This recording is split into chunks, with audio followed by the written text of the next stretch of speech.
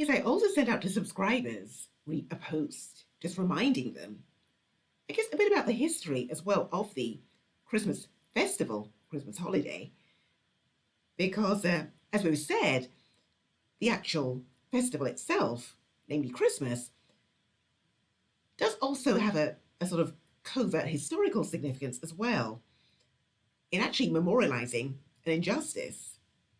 There's no kind of nice or simple way to say it, really. Because you have to remember that essentially Christmas as a festival also memorializes a celebration of the Discovery Doctrine. And why do I say that? Well, Father Christmas, or St. Nicholas, aka Pope Nicholas V, was actually the Pope who legislated the two papal laws that initiated the discovery, or, well, the laws were given to the kings of Europe at the time to initiate the Discovery Doctrine, essentially, the discovery of the New Worlds, which, and also the trafficking of our ancestors from Africa to work the plantations there as well. So that in that way, in kind of, I guess, memorializing Pope Nicholas in this festival, as St. Nicholas, they are actually, I guess, commemorating the benefits, I guess, they gleaned brought to Western civilization as a result of the Discovery Doctrine, or the discovery of the New Worlds. And also, well, inadvertently or perhaps directly, the slave trade also.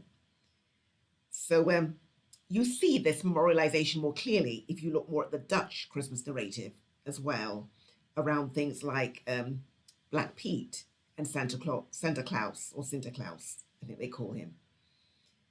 I've actually covered this whole period in history in 2 podcasts, also alluding to that legend also as well. So if you're interested to know more about that, then by all means do go on to our sister channel, Hebrew Diaspora News. I'll post a link in the comment section to this video as to where to locate that. But those 2 podcasts, which are called, namely, so the actual podcast is called Who is the True St. Nicholas? And the 2 podcasts, the first one is called The Making of a Legend, and the second one is called A Celebration of the Invention of Discovery, or the Discovery Doctrine.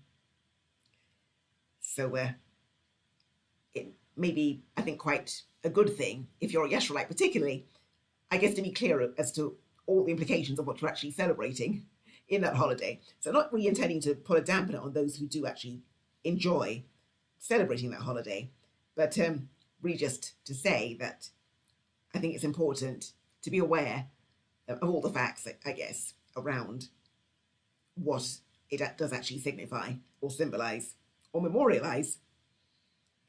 So, I mean, for this reason, I, as I say, now do observe the Hebrew feasts, which are part of our culture and heritage.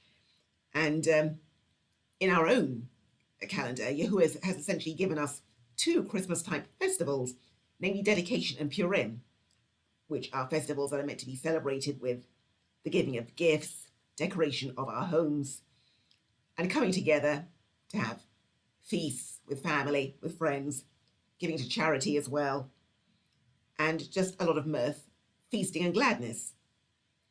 So we wouldn't lack an occasion to, I guess, have a celebration and to exchange gifts. So I would probably just point that out. So I myself do actually keep these 2 feasts. So I'm actually preparing now for Purim, which is comes up in February. We came through dedication in November, of course. So these feasts occur just before and after the actual Christmas festival. And I say they are, well, I found them such a blessing.